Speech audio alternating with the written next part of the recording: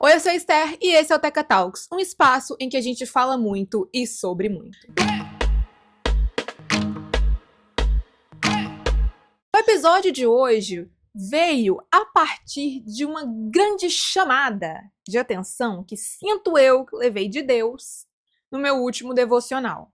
E eu já falei aqui outras vezes que eu sou cristã, então essa visão baseia a minha vida inteira, guia os meus pensamentos, consequentemente todas as reflexões que eu tenho que resultam nas pautas que eu trago para cá. Por isso, hoje, eu queria falar sobre mania de grandeza, que muitas vezes a gente tem. E esse pensamento veio a partir da leitura de um trecho do livro 12 Mulheres Extraordinariamente Comuns, do John MacArthur. Eu já falei dele outras vezes no meu Instagram. E eu estava relendo o capítulo número 7, que fala sobre a profetisa Ana. Que foi uma profetisa, uma mulher que apareceu em apenas 3 versículos da Bíblia, em Lucas, no capítulo 2, versículos 36, 37 e 38, mas que nos ensinou muito. E que em 3 versículos o autor, eu confesso, eu fiquei surpresa, conseguiu extrair tanto da história dela. E que foi uma mulher que apareceu tão pouco na Bíblia, mas que teve um impacto tão grande, que foi uma das primeiras a acreditar realmente em Jesus, no ministério de Jesus, e que impactou tanto em tão pouco tempo. E aí, em um trecho desse capítulo, veio uma frase que foi o que me pegou a respeito dessa questão de mania de grandeza e que não fala nem sobre a Ana especificamente, mas fala sobre Jesus. E isso me colocou numa posição de tamanha humildade. Eu falei assim, meu Deus, o quão grande estava meu ego. Quem eu estava pensando que eu era para ignorar qualquer coisa porque na minha visão não era boa ou grande o suficiente. Pezinho no chão, meu bem. Tá voando demais. E o trecho específico é um que diz o seguinte, que não fala nem de Ana, mas fala de Jesus. A ironia é que tão poucos o tenham reconhecido, porque ele não correspondeu a nenhuma de suas expectativas. Jesus, quando nasceu, foi ignorado por tantos, porque ele não nasceu com grandiosidade o suficiente. Ele não atendeu às expectativas dos homens, para o que eles imaginavam que era o grande rei filho de Deus. E sejamos sinceros, quando a gente pensa em rei, vamos ser honestos, a gente imagina pompa, a gente imagina castelos, a gente imagina coroas, a gente imagina uma grande importância. Não uma manjedoura, não um nascimento em meio a um estábulo com vários animais. A gente imagina que um rei seja educado pelos maiores mestres, as melhores escolas. Mas a gente não imagina que esse rei, aos 12 anos, vai dar aulas para outras pessoas sem ter sido ensinado pelos grandes. Eu fico pensando nisso, essa questão sobre mania de grandeza me pegou muito, justamente porque às vezes acredito eu, e confesso eu, é isso que eu fazia, e acho que muita gente faz também. A gente imagina que o nosso sonho ele vai se realizar de uma maneira muito escandalosa. A gente imagina que o nosso propósito, eu já falei sobre propósito também em um vídeo do Instagram. Eu acho que eu vou colocar esse vídeo no Instagram também, vou colocar no YouTube, vou levar pro Spotify e vou colocar no Instagram. Eu já falei sobre propósito, que a gente imagina que ele seja algo místico, mas que na verdade ele pode começar de um jeito muito simples e banal, para dizer de outra forma. Não sei se banal também seria a palavra adequada. Vamos manter no simples. Mas enfim, a gente imagina que o nosso propósito vai ser algo super grandioso, escandaloso, algo gritante, glamuroso. Mas a gente poucas vezes para pensar que tudo isso pode começar pequeno, pode começar simples. E que, na maioria das vezes, ou praticamente em todas elas, vou me atrever a dizer assim, é o simples, é o pouco, é o caminho que vai ensinar a gente, vai criar casca o suficiente e experiência e relevância o suficiente para que a gente chegue no grande lugar que a gente quer e se mantenha lá. Eu faço a analogia disso a mesas que a gente quer ocupar. Às vezes a gente pensa em uma mesa de decisão, em uma mesa onde as coisas acontecem, onde os dados são jogados, as decisões importantes são tomadas, e a gente quer muito sentar lá. Mas como é que a gente senta em um lugar, cai de paraquedas? O que a gente vai ter para contribuir? O que a gente vai ter para falar? Que experiência a gente teve que vai corroborar e fundamentar as nossas opiniões para estar naquele lugar? Por que vai ser relevante ouvir a gente? Já quando a gente angaria um conhecimento prévio, quando a gente passa por outros lugares mais simples, por outros desafios, a gente tem uma prova, digamos assim. A gente tem na prática a experiência do que funciona ou não. E aí, a nossa experiência faz com que a gente tenha outro nível de relevância, outro nível de importância.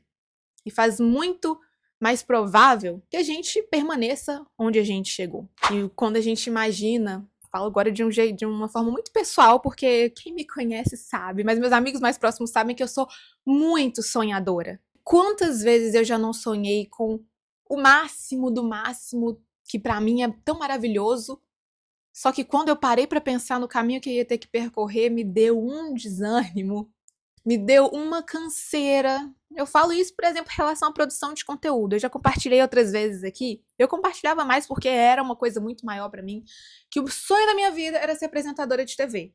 Quando eu falava sobre moda, então, porque pra quem, não sei se é todo mundo que tá aqui, vê os vídeos que eu faço há mais tempo, mas eu comecei a fazer vídeo em 2020. E eu falava sobre moda. Depois eu fiz consultoria de imagem para poder falar com mais propriedade. Eu sempre fui uma pessoa que gostei muito de estudar para falar das coisas. Mas aí eu falava sobre moda e o sonho da minha vida era ser apresentadora de TV. Tipo a Heidi Klum, que apresentava lá o Next Top Model. Não, quem apresentava o Next Top Model era a Tyra Banks. A Heidi Klum apresentava o Next Top Model na Alemanha, mas ela, junto com o Tim Gunn, apresentava o Project Runway e depois eles migraram para um projeto no Prime Video. Mas enfim, era o sonho da minha vida, apresentar um programa de TV. Depois, quando eu comecei a falar sobre mais coisas além de moda, o sonho da minha vida era ser apresentadora de um TV, de um programa de entrevista. Aí eu comecei a entrevistar uma pessoa, outra. Fiz 3 entrevistas, foi muito legal. É uma coisa que eu ainda gosto muito de fazer. E aí, agora, mais recentemente, comecei a trazer os meus devocionais. Vocês veem que eu vou migrando, né? Vou passando pelos lugares. E muito provável, no futuro próximo, eu vou começar a inserir direito aqui de um jeito ou de outro. Porque com a graça de Deus, ano que vem eu pego minha carteira, vou ser advogada. E se eu não vender o meu peixe, quem é que vai vender por mim? Então, provável que eu vou trazer isso aqui de alguma forma, mas isso não vai virar um Instagram profissional. Certeza que não. Mas se bem que a nossa vida pessoal ela é moldada pelas nossas profissões, pelos nossos hobbies, pelos nossos interesses, e os nossos hobbies e profissões refletem isso, então é muito natural que em um Instagram pessoal hajam esses tópicos, né? Sem ficar uma coisa muito chata. Mas enfim, eu acho que eu tô sendo chata aqui, eu tô divagando demais. Mas voltando, eu fiz esse contexto todo pra falar que eu já falei de várias coisas, já faço conteúdo há um bom tempo, sou muito sonhadora em relação a tudo isso, mas que muito provavelmente, em vários desses momentos que eu ficava mudando, começava e parava, essas pausas justamente foram motivadas porque as coisas, os resultados não estavam sendo tão rápido quanto eu imaginava que devia ser. Pelo menos na minha visão, de alguém que se cobra demais, que via algo grande demais, mas que não dava valor para os pequenos começos. E por isso que eu falo que esse devocional, isso que me bateu antes. Porque eu reconheci o quão grande estava o meu ego por achar que eu já deveria começar uau! E por menosprezar o quanto a gente aprende, o quanto a gente tem que valorizar o primeiro passo, o pouco. Porque aí a gente vai se conhecendo, a gente vai entendendo, a gente vai errando, vai acertando, vai testando. E isso não vale só para produção de conteúdo, que é o que eu fazia aqui. Isso vai para todas as áreas da vida, todos os sonhos. Sonho de comprar casa própria, sonho de ter o carro próprio, de fazer uma viagem. A gente começa juntando pouco. Sonho de ser promovido no trabalho, a gente começa em um cargo mais baixo. Pra gente começar em um super cargo, talvez, em uma outra empresa, falando do mundo corporativo, né? A gente vai precisar de ter uma experiência prévia, de ter um currículo bem fundamentado previamente e que vai ser bem fundamentado com as experiências menores que a gente tiver. E aí, quando a gente para pensar sobre ignorar esses pequenos começos, a gente ignora aprendizado, a gente ignora conhecimento, a gente ignora dar valor às coisas que vão fazer com que a gente se torne relevante o suficiente para alcançar e viver os sonhos que a gente quer viver. E o quanto isso falou comigo, e o quanto isso me lembrou também da história de Davi. Agora isso veio na minha cabeça, eu tô sem roteiro aqui, eu só sentei, liguei a câmera e o microfone e tô falando. O quanto isso lembra a história de Davi. Davi foi um dos maiores reis da história de Israel. Foi um homem segundo o coração de Deus. A vida pessoal dele, a gente não vai comentar não, porque não foi lá muito legal coisas que aconteceram. Foi um péssimo pai. Mas, enquanto rei, Davi foi um bom rei. Davi sabia de estratégia de guerra, Davi sabia gerir os recursos. Mas aí, a gente vai olhar a história dele, a gente vê como é que Davi começou. Ele começou sendo ignorado logo de cara. Ninguém imaginava que seria ele o ungido a ser rei. Quando Samuel chegou na casa de Jessé, o pai dele, Jessé chamou todos os filhos. Samuel passou por um e Deus falava, não é esse, não é esse, não é esse. Samuel, meu Deus, gente, não tem mais ninguém, não. Aí que lembraram de Davi, um pastor de ovelhas lá no campo. O mais novo, esquecido. E ele foi ungido a ser rei. Depois passou um tempo, Davi foi lutar com Golias. Todo mundo ignorou também. Você, meu filho, esqualho desse jeito. Se Golias sopra, você cai. Davi pegou a pedra, sentou na cabeça dele. Quem caiu foi Golias. Um beijo. Provou as pessoas errado, que elas estavam erradas novamente. E aí, depois que ele matou Golias, se tornou genro do rei. Com o tempo, se tornou genro odiado. Depois que Saul viu que estava todo mundo lá, Saul matou milhares, Davi matou 10 milhares, ele, miserável, passou a odiar. E aí Davi precisou fugir.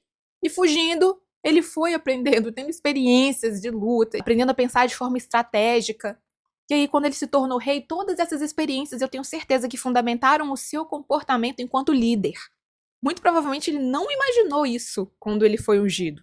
Porque ninguém pensa que a grandiosidade de um rei está atrelada a dificuldades e perrengues tão pesados quanto os que ele passou. Mas, com muita certeza também, ele aprendeu a valorizar isso quando ele chegou lá. E isso foi muito útil, esse conhecimento foi muito útil. Os pequenos começos. E isso falou muito ao meu coração, porque assim como Jesus foi ignorado por não atender a expectativa dos homens, às vezes a gente pode estar ignorando o propósito dele nas nossas vidas, porque o primeiro passo desse propósito não atende às nossas expectativas de como a gente idealiza e acha que ele deveria ser. E eu, como eu falei mais cedo, escolhi ser advogada. Todas as vezes que eu falo para as pessoas, para algumas pessoas, né, que perguntam o que eu vou fazer depois que eu formar, eu falo que eu vou ser advogada, a grande maioria olha para mim, nossa, vai advogar?